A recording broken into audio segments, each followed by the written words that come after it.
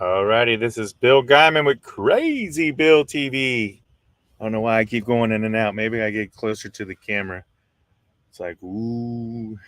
Alrighty, today I want to talk about the North Fork of the Payette, where it's a class 2, plop and drop until you swim. um, unless you're seat belted in. There you go. Class 2, plop and drop until you swim, unless you're seat belted in. Some people like to be seat belted in when they first see it, even though they do 2 cat tubes, because it's easier to see it on river through a creature craft, so you don't eat it. Sometimes you might eat it. And in the North Fork, from the top to bottom, there's 3 main areas that I would call the crux, that I've heard as cruxes for cat boaters. Is one is Nutcracker. There's an individual I know, he whose name I shall not mention or ask questions because he don't answer questions. I heard he ate it like 4 times in Nutcracker. Out of 5 times, he only made it once successful out of Nutcracker. He's made it every time since, but it's called You Gotta Learn to Move, where the river shoots you all angled left, and then the next 20 to 50 feet, it drops you into a hole. So as you throws you left, you have to back row. Oh my God, we're not pushing. We're not pushing. But you got to back row or back paddle to get to the right side of the hole, spin, and then break through. So it's a pretty strategic move and timing thing. And you got to know, oh, this is where I'm at. It's time to get it on like Donkey Kong. So the first one is Nutcracker, the entry to Nutcracker. And then if you're swimming the rest of Nutcracker, God forbid, that sucks. You can pin, there's what they call the 2 nuts at the very end. They're in the middle of the river. And you can pin on river left between the nut and the river bank, which sucks, which happened last year. So, yeah, so those are called the nuts on Nutcracker, which is pretty cool. And then after the Nutcracker, the next hardest thing is probably Jacob's Ladder. You can eat it at Ocean's Wave. Actually, the ladder coming down to Ocean's Wave can make it. There's like 3 spots in there that can eat you, but Ocean's Wave is the biggest hole on the North Fork of the Payette. It's the biggest hole. It'll serve for creature craft for a while, like 2-3 minutes if you want to be in there. And then after that, that's in the middle, and then you go down a ways and you get into what's called you got Screaming Left Turn is another one. That's not so much you won't miss it because you just make, if you don't make the left turn, you go down the right chute. Sometimes in the past it's been wood choked, so you want to make sure you miss that too. I'm trying to think what the last one is. I thought it's the falls. There's 3 of them. There's 3 in a row. It's driving me nuts. It got Kramer once on his 105th run. um, it's not Big Falls, it's not Falls, it's something. Anyway, there's 3 spots. That's one of them, and that's further down. So it goes Nutcracker, Ocean's Wave, and man, it's driving me nuts. You think I'd remember this, but anyway. So when you start out, I'll show you some footage here. This is, we're gonna go like this. We're gonna add this one here. So this is Nutcracker. No, that's not Nutcracker. This is what's called. Let me rewind this. Boop.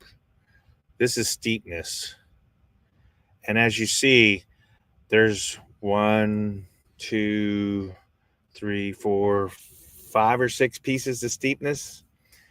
So around that corner up there in the far view of the picture right now, that's called warm up rapid. It's a straightaway. You'll come out of the pond, you'll put in, you go through like a little class 1, 2, you go down a straightaway, and then you make a right hand turn. When you make the right hand turn, it's a long straightaway, and that's what I call warm up rapid. It's like class 2 plus, class 3 big hydraulics, all the way to you see this curve. Then you make a right hand curve, and this is when you get into what I would call steepness proper. And this is where kind of the money is on steepness. You come down this section, you make a huge J hook. You make a huge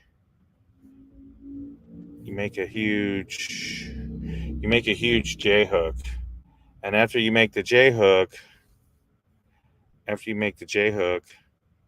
um, Then there's a hole on top of steepness proper, and then there's the drop of steepness. Once you make that, then it wants to shove you to the bank.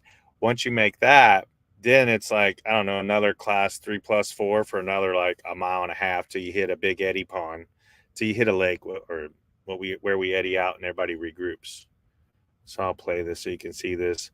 Right where the yellow boat is, there's a hole, and then there's a hole. There's two holes in this section that can surf you. It's pretty awesome here. I was droning this day because I was sick as a dog. I wasn't feeling so good, so I like this better. Let's see what this looks like. I like that better. But yeah, I catch it. See how that stalls the boat? So in a cat boat, if you're pushing, you can drive all this stuff no matter where you hit it as long as you're rowing. And if you're to the left or to the right of the holes. So of course that's a surf hole right there. That's at the very top. And then there's another one even a little bit lower. And you can see he's back rowing to try to stay in it, which makes it fun in the creature craft. That's the whole point, is to have fun rowing. If you don't play in the holes, it ain't no fun. You can see how the baloney boat just went right on through because it went on the. So if you're, as long as you're to the left or to the right or you're pushing, you'll go through all this stuff. Nothing will really hold you unless you try to work it and don't paddle or don't row. This is where I talked about the curve. This is where the J hook comes in. And you can see the tongues in the water, the green. Just follow the green. And if you're left or right, you're going to go through all that stuff. Even though that's a hole where a baloney boat is, that would have made it real easy. There's a tongue left and right. And in the far, far distance where the yellow boat is up front, that's where you'll get to the actual steepness drop. It's about 10 or 12 feet high or whatever. So again, it's beautiful up here. This is all roadside, which makes it fun for videoing. You can catch lots of video here. And again, this is like, I don't know, the second or third piece of Nutcracker. There's about 5 pieces to it. But the main proper piece is right around this corner as they keep going. So I fly back with my drone because I didn't want to lose it. So then once you run Nutcracker, no, that's steepness. Then once you run you run Nutcracker. I don't have video for that. But then after that, this is what's called Disneyland. And again, like you said, there's only like a couple spots in this whole run that you see that flatwater pond. There's one between Nutcracker, one after you run steepness before Nutcracker, and then you run Nutcracker, and then the one after Nutcracker, this is this one here. That's 2. So there's 2 ponds. And then once you run everything else, you'll get to the lake. This is what's called the top 5. This is called the top 5. So, yeah, there's only a few ponds that you can pull over. And then in the middle, there's what's called Decision Beach. There's a big eddy on River Right about 3/4 of a mile right before you get to Jacob's Ladder. Everybody pulls over, regroups, get your stuff together, make sure everything's good, and you make the decision if you're going to run Jacob's Ladder or not. But anyway, this is Disneyland. I'm going to play this. This is pretty cool. This is with the drone. You can lose the drone real easy in here. So, because you have the wind current coming off of the water. It's pretty crazy. But again, you can see it's beautiful here. And then in the summer, this water gets really warm. If you're running like a later evening, 5 or 6 o'clock run, because it's so froth, the water is actually really, really warm. It's pretty awesome. So, yeah, it's pretty cool here. And this is called Disneyland because this is just fun. This is like 3+ class 4. I don't know what they rate it. I'd call it 3+ class 4.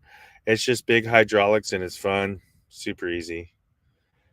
I want to add this one. So this is Houndstooth. A lot of people get here and start here. This is what they call the bottom 5 or the bottom 7. Back in the day when they first were trying to conquer the North Fork of the Payette, they started on the lower 5. Now they start on the lower 7 because you can. It's not that bad. This is what's called Houndstooth. Super cool rapid. Really fun to run. That's Richie running it.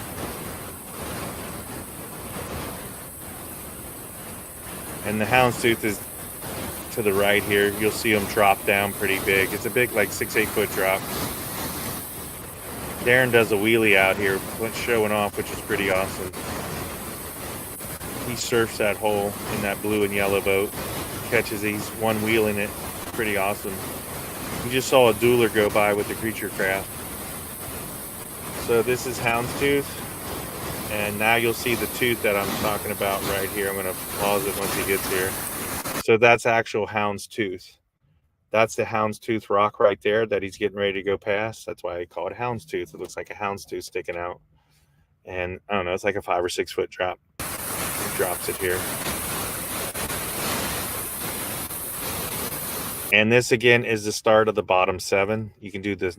This is the start of 7 miles, which will take you to Banks, the what's that called? Day use area. It's driving me nuts, but I don't know what that other rapid is from here.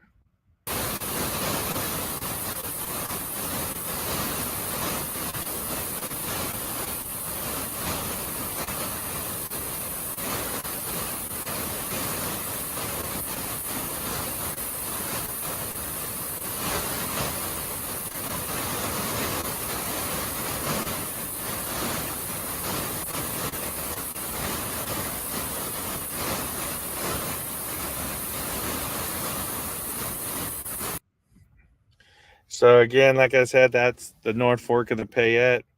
You wanna, it'll take you about 2.5, 3.5 hours, depends on how many times you stop and do stuff. So I need a green screen behind me. But it'll take you 2.5, 3 hours. The cool thing is you're not rowing really to go downstream except for the one lake, which is the middle. When you hit the lake, it's like a quarter of a mile and you have to row across it. And the way you know you're at the middle is you go underneath a walking bridge. And with creature crafts, you have to go way river left to make sure you miss. So again, the walking bridge is technically the start of the middle. I think you go like bouncer down the middle. I think No Way Jose was above that, but then you go like bouncer down the middle. And then there's like Peck Metrialis. And there's all kinds of rapids. Peck Metrialis, Nowhere to Go, or I call it Plinko. You'll want to go, it looks, you want to go extremely right, but you can't because there's a rock in the way. So you go just left of right, and then you aim all the way back right the whole time. Like you want to be right, but it puts you kind of more to the center. And as soon as you drop through, you got to aim way back right and just stay right down the right channel. That's why they call it Nowhere to Go. And then there's Screaming Left Turn. Jaws. That's what it's called. Jaws. Jaws 1, 2, and 3. I thought of it. It's called Jaws. Jaws number 1 is big. If you get caught in the left side of Jaws, it's like 10 or 12 foot deep. And the lower the levels are, the deeper the hole is. So the trick is to be center to the right and with propulsion and momentum. So Jaws, that's what it is. Jaws 1, 2, and 3. So Nutcracker, Ocean's Wave, and Jaws are your nemesis on the North Fork of the Payette from top to bottom. So I remembered it's Jaws. And then there's like Crush, there's Juicer, and there's like a couple other names in the bottom 5. I don't know them because I don't run them all the time. I run mostly the upper because the upper is pretty much you do Nutcracker. Well, first you do Steepness. It's Steepness, Nutcracker, Disneyland. And then we take out right at the end of Disneyland. But then I think past Disneyland is No Way Jose.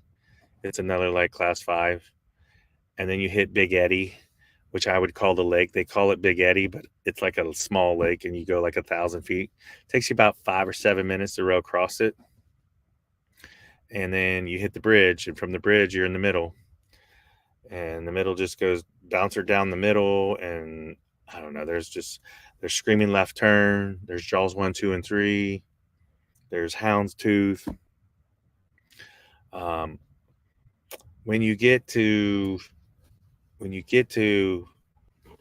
if you don't know where Decision Beach is, but you'll know when you get to Jacob's Ladder because you'll start to see the road on the right. I think it says Knife Campground. There's a campground sign is how I remember it. Plus the road comes into view. That's how you know. And again, like the big thing. Oh, another thing that's actually gotten people is what's that rapid called? Peck Metrialis. you're gonna come around, do like a left turn, and then fade back to your right. And in the distance is a huge tree in river left, and you got to miss it. It's actually killed a few people, and you can get pinned under it, and it'll knock you off your boat. A friend of mine took a creature craft and barrel rolled underneath of it.